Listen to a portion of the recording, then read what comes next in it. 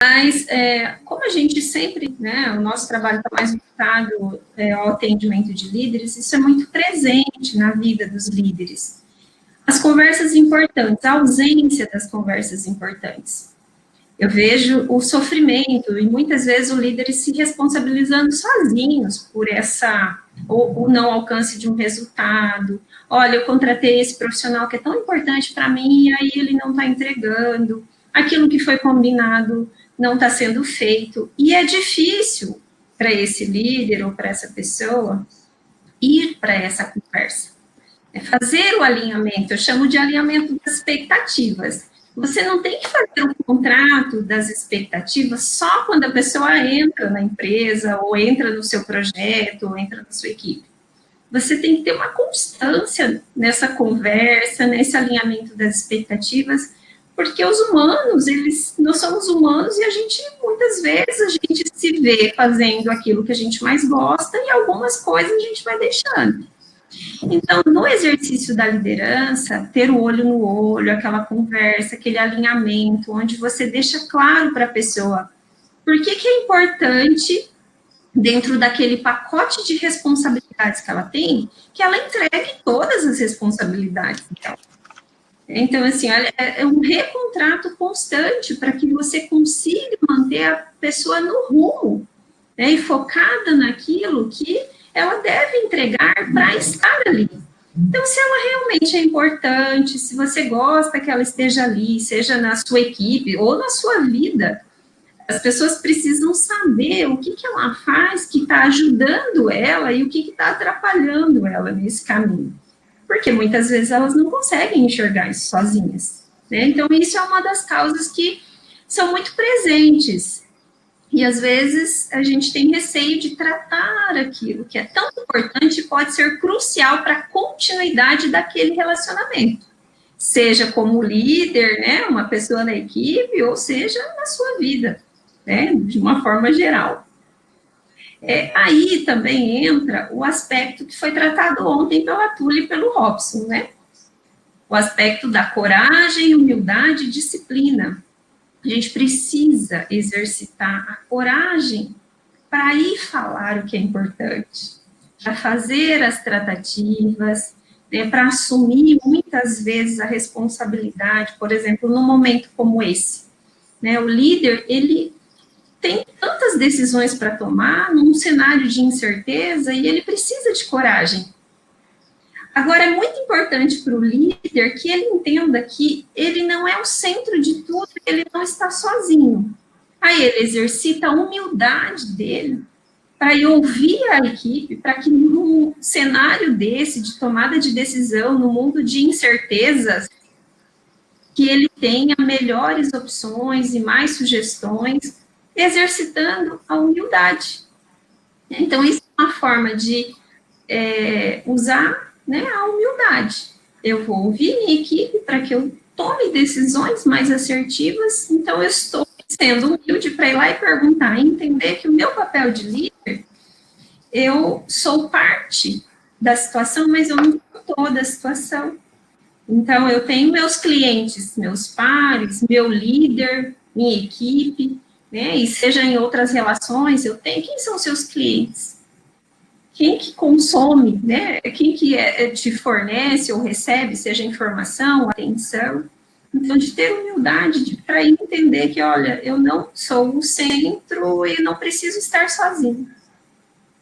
E a questão da disciplina, né? Que foi tratado bastante pelo Robson e pela Tuli ontem. A disciplina que é se manter no rumo, se manter no foco e fazendo aquilo que é importante. Se eu disse que é importante, por que eu não vou fazer? E aí eu me distraio com coisas que são importantes para outras pessoas, muitas vezes. Então, eu sempre digo, se é importante para você, o que você está fazendo, né, que não está fazendo isso que é importante para você? Então, é a questão das escolhas, né, e não responder simplesmente aos estímulos, que entra a parte da disciplina. Então, que também a coragem, humildade e disciplina gera, né, alguns desses problemas que a Fátima compartilhou. O outro é querer agradar, ou medo de desagradar. Então, como eu já mencionei, alguns líderes ficam com receio. Olha, será que eu posso fazer isso? Será que eu vou tratar isso? Eu tinha um líder muito bom, um excelente líder na forma de atuar, na forma de liderar, muito focado em resultado, focado em pessoas. Em alguns momentos, era importante que tratativas mais firmes fossem feitas, porque senão impactaria o negócio como um todo. E às vezes ele pensava, será que eu não vou tirar o gás desse cara se eu fizer esse tipo de alinhamento com ele? Sabe, agora assim, e se ele não fizer o alinhamento, qual que é o impacto que isso pode gerar? Então, assim, ir com respeito, com coragem, humildade e disciplina, né, com respeito que aquele profissional merece, inclusive de saber onde ele precisa melhorar. Eu falo que quando a gente é líder e a gente se omite, a gente não está ajudando as pessoas. A gente está empurrando elas para um caminho que pode ser um precipício para elas. Então, a gente não pode se omitir nesses momentos, né? Então, principalmente nesses momentos turbulentos, as coisas têm que ser tratadas com mais rapidez, com mais agilidade, mais assertividade, que é, olha, vamos direto ao ponto, para que a gente não perca o rumo das coisas e não perca o time que a gente chama, né? As coisas precisam ser tratadas no seu devido tempo, porque senão, se você perde o tempo para aquela tratativa, ela pode ter uma consequência muito mais negativa para a pessoa, né, do que ela ser poupada de uma conversa importante, simplesmente para não desagradá-la. Isso não acontece nas organizações, isso acontece também na vida pessoal, né? Elaine, Fátima. deixa eu compartilhar aqui, digamos assim, uma coisa bem concreta sobre isso. E que aconteceu na em casa, né? Basicamente, especificamente com meus filhos, né? Então, assim, às vezes, vinham acontecendo algumas coisas que eu achava que deveria ser diferente, algum tipo de comportamento, algumas práticas, coisas ligadas ao jeito da nossa convivência, né? E aí eu disse, eu preciso sentar com esses meninos, que eu preciso conversar e dizer para eles que isso aqui eu não estou gostando, que deveria ser assim. E eu ensaiei essa conversa não sei quanto tempo. Por exemplo, um dia que estava todo mundo feliz, brincando, conversando, eu disse assim, é hoje que eu vou conversar.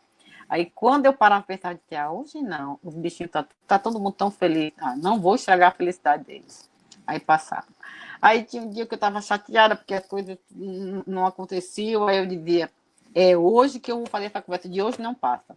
Aí daqui a pouco eu dizia, poxa vida, já está todo mundo mal-humorado, se eu for falar hoje, aí é que o ciclo vai pegar fogo. Então, por exemplo, eu percebi, né, isso depois, né, quando você vai analisando, que eu estava sabotando aquela conversa. Ou seja, uma hora eu não queria desagradar, né? Uma hora eu queria agradar, na outra hora eu não queria desagradar. E com isso, a conversa ia rolando e eu ia perdendo a oportunidade, que foi o que aconteceu quando, enfim, eu criei coragem, a oportunidade de crescer, né? Tanto eu como mãe, como eles como filho. E foi interessante porque não teve, assim, eu diria que não teve estresse na hora que eu criei coragem e fiz. Mas eu confesso que eu passei meses ensaiando essa conversa. Por exemplo, tem mais algumas coisas que interferem, que são causas para essa nossa dificuldade de crescer, né? Por exemplo, uma delas é o ego. Apesar de que, coitado do ego, né? A gente costuma dizer que tudo que a gente não devia fazer, a responsabilidade é do ego. E, na verdade, o ego é uma coisa muito importante. Na realidade, é ele cuida da gente, ele protege a gente, só que, às vezes, de uma forma que nem sempre é a melhor. Mas, muitas vezes, o que acontece a gente não dá, o líder ele não dá a oportunidade das outras pessoas falarem, contribuírem, né? Externar o seu potencial. Por quê? Porque ele acha que ele sabe tudo. Porque ele acha que sabe qual é a melhor forma, que tem mais experiência. Então, esse comportamento, ele leva muitas vezes, a perda de uma oportunidade de crescer, tanto o líder como o liderado. Eu tive um cliente, inclusive, de um processo de coach, que foi muito interessante. As pessoas, né, na hora que estava fazendo assim, o levantamento do que ele poderia mudar, e as pessoas falaram que ele não era um bom ouvinte, que ele não ouvia a equipe na hora de fazer as coisas. E aí, quando a gente teve, né, a sessão, e eu conversei com ele, e nós colocamos isso em mesa, sabe o que ele me disse? Fátima, é o seguinte, realmente, quando as pessoas me trazem um problema, eu vou logo dando a solução. Sabe por quê? Eu disse, não. Ele disse, porque a minha solução é melhor. Então, eu ganho tempo e vou logo dizendo, faça dessa forma. Aí eu só fui perguntar para ele, será? Será que a sua solução é sempre melhor? Né? Então, assim, isso são coisas que levam a uma dificuldade no crescimento. Você rouba a oportunidade de ambos crescerem. A outra coisa que muitas vezes está por trás dessa dificuldade é você querer ganhar sempre. Né? Então, se você sempre acha, que até que a Elaine já conversou, se você acha que a última palavra é a sua, que você sempre tem razão, né? Que você é como que você quer ganhar todas as conversas, todas as discussões, quem quer ganhar todas as discussões perde a oportunidade de crescer, perde a oportunidade de expandir a mente, de ver uma coisa sobre outros ângulos. Então, muitas vezes você até nem escuta, não presta nem atenção, porque o que é importante para você é querer ganhar. E a última que é apresentada, que na realidade assim, a saudação inúmeras. Oi, diga. Você me permite um exemplo também disso aí? Vamos lá, vamos lá. Há uns 10 anos atrás, um colega, líder, né, na mesma empresa que eu trabalhava, ele me deu um feedback. E ele falou, Elaine, você sempre quer ter a última palavra. Não, é muito difícil lidar com isso, porque você tem opiniões fortes e você sempre quer ter a última palavra. E aí eu comecei a me observar, e observar que como a gente tinha reuniões que a presença maior era de líderes, imagina se todos os líderes reunidos tiverem essa necessidade. Não é inteligente a gente querer ganhar sempre. E às vezes eu digo que a gente quer ganhar até na tragédia. Eu converso com alguns clientes meus, eu falo assim, até um dia ruim, quando a gente escuta falando, nossa, meu dia é tão ruim, foi péssimo hoje. Não, é porque você não sabe como foi o meu dia. Então, às vezes, aquele ganhar não tem utilidade nenhuma. Né? Então, por que não ser o último a falar e, se for necessário? Eu já fiz muito exercício de liderança, tanto eu me exercitando como com líderes, de, olha, seja o último a falar. Se você tinha uma ideia brilhante e o outro deu essa ideia, e se for da sua equipe, melhor ainda. Olha que bacana ter alguém da sua equipe com essa capacidade de ser tão brilhante como você. Então, assim, eu gostaria de contribuir com essa experiência que foi útil para mim. Pois é, com certeza. E, na verdade, assim, você perde a oportunidade de ajudar o outro. Se alguém chega cansado reclamando, você pergunta o que aconteceu, e ali, naquele momento, você tem a oportunidade de sugerir a ele uma outra forma de agir, uma outra forma de se sentir. Né? Só ouvir, então, né? Às vezes ele quer ser só ouvido. Exatamente. Uma outra coisa que causa que atrapalha muitas vezes o crescimento, é você focar somente, não é focar somente, você foca excessivamente, né, na competência técnica e você negligencia, você esquece um pouco do aspecto comportamental, né, como, na verdade, eu até já comentei, por exemplo, o líder, né, quanto mais ele cresce, mais provavelmente o maior espaço que existe para ele crescer está no aspecto comportamental. E muitas vezes é a última coisa que se pensa, quando se pensa. Inclusive, por exemplo, eu sou, digamos assim, muito apaixonada pelo método da Marshall, porque ele foca muito no aspecto comportamental. Né? Então, porque ele acredita, a experiência mostra para ele, depois já com 40 anos, né, de experiência que a Marshall está no mercado, que muitas vezes. O que faz uma grande diferença na liderança, gente, não é nenhum curso técnico, que ele já sabe muito, é uma mudança comportamental. Às vezes o ganho é fantástico. Muitas vezes a gente não tem a menor noção do quanto você pode ganhar mudando um comportamento.